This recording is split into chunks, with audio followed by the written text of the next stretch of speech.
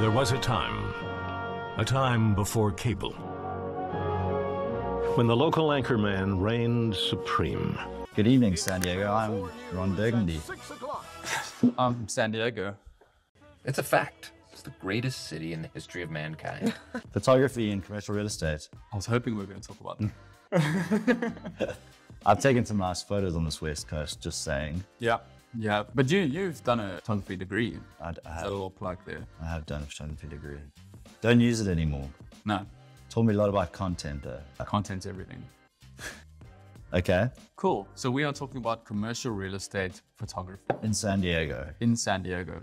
Discovered by the Germans in 1904, they named it San Diego, which of course in German means a whale's vagina. Should you do it? What is it? I mean, imagine we didn't have it, right? Just words. Just describing your listing. It's a good way to look at it. Eh? It's like Imagine a you just described your listing.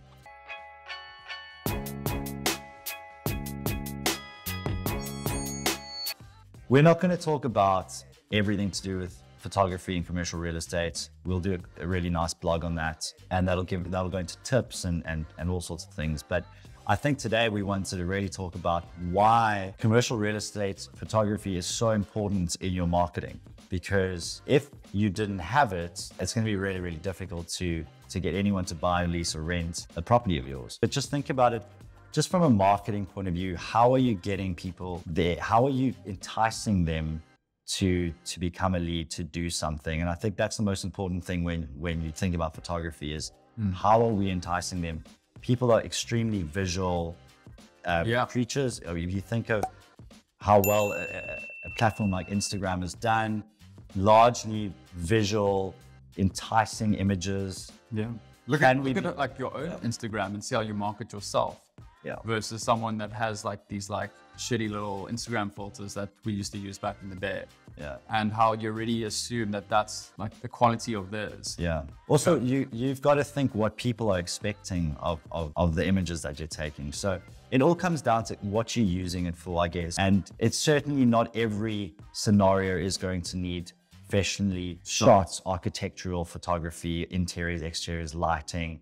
It's not always going to be the case. But when that is the case, then there's quite a lot to think about, and we'll put quite a lot of that into the blog as well. Is the juice worth the squeeze? And that's what we kind of want to And I think everyone from a broker to a marketing team at a brokerage to the CEO is probably thinking the same thing at some stage in this user journey of this property that you've got for lease or sale, whatever it is. What level of photography do we use on it?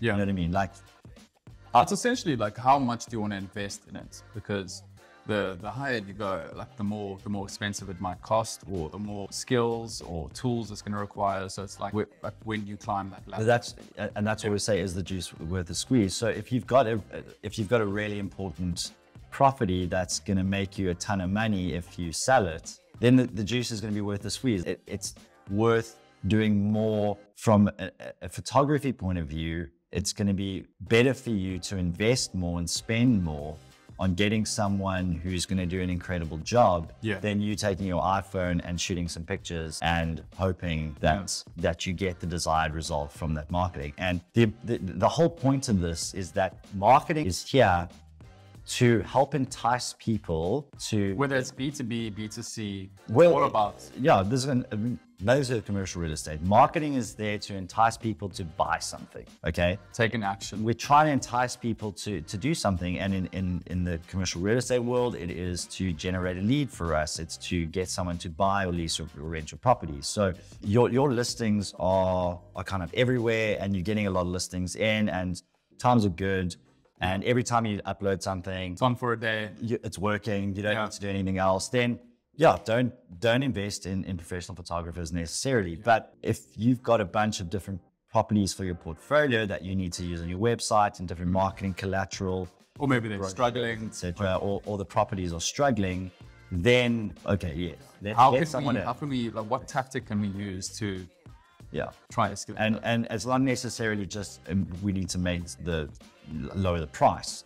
it's like, actually, we need to do a bit of work on the property itself. Maybe we need to go and clean it up, and we put a lick of paint on it. Yeah. But at the end of the day, we need to take some really spectacular photographs to entice more people to want to go and see that property, to then become a lead in your sales funnel. So photography is incredibly important in the marketing process of commercial real estate. But there's also an interesting side that we did discuss previously. There are certain aspects of commercial real estate which, you know, good photography will go a long way. For example, multifamily, restaurant, retail, all that side of it, a lot of the different asset classes. Great photography is going to make a world of difference. Yeah. But then you look at stuff like warehousing and industrial, and because we were discussing, we were like, if you treated a warehouse the same way as you would a retail hotel. or a hotel, yeah. Would you is that juice worth the squeeze the same amount as the other? And we don't think so. I don't think so. I have a friend who's in the game from an industrial point of view, and we were talking about marketing and photography, and she basically said, like, I just upload photos that I've taken on my phone, and the next week that thing is gone. Like, it's hot property, but maybe that's just at the moment. Do you know what I mean? So things could potentially change where you might need to put a little bit more effort into those places that aren't very attractive to look at. Yeah. And if they're just sitting dormant and you're not getting rid of them, then maybe you do need to think about that. But I think that the warehousing industrial side is a little bit trickier, obviously. It just reminds me, we did it with Max Fisher Real Estate, where he showed that warehouse, and the same with John Chung, where he went through that one building, and it was all just sort of raw and naked in that building. But it was still like nicely shot. Yeah. But wasn't professionally done. Yeah. They DIY'd it, and you got They told the story. They told We're the not going to story. go into all of that today, but we have found examples of industrial property that's been photographed really well. So it can actually make quite a big difference if you're using it on your website and your portfolio and different collateral. Then definitely think about it. I think the big point on that as well is if the stuff isn't going on your website and you're not kind of showing it off as part of your brand, then it doesn't really matter that much, I guess. But if you are, then you need to kind of consider the impact of the quality versus how it translates to the quality of that you're trying to portray and associate with your own brokerage, your company, the brand that you're going for. So always remember, as in marketing, we're trying to build trust with our audience.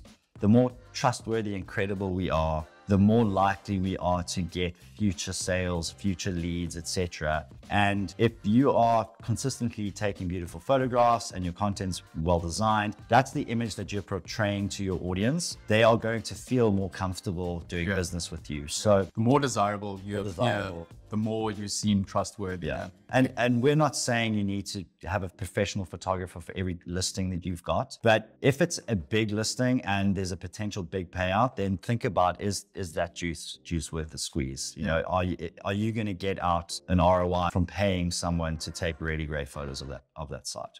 Yeah, big question. Should you outsource it? Should you DIY it? Yeah, at the end of the day, you know, where do you want to be spending your money? Yeah. You know, it's like, do we need to spend more on this property or not? And do you reduce the price and leave your photos as it is, or do you put more in marketing? I think this little preview was really just to get you thinking about why you're using your photos. Yeah, get those juices flowing. Just our juices are going to be flowing. Yeah, Tijuana. In Tijuana tomorrow. So we're close. Oh, we're going tomorrow. We're going tomorrow. Ah, cool. I've decided. Cool. Yeah. I've seen everyone I need to see in San Diego. Santiago. And to be honest, Josh, we've been on the West Coast for like 5 weeks. Yeah, it's been long. And shit is expensive for some South African boys. Yeah.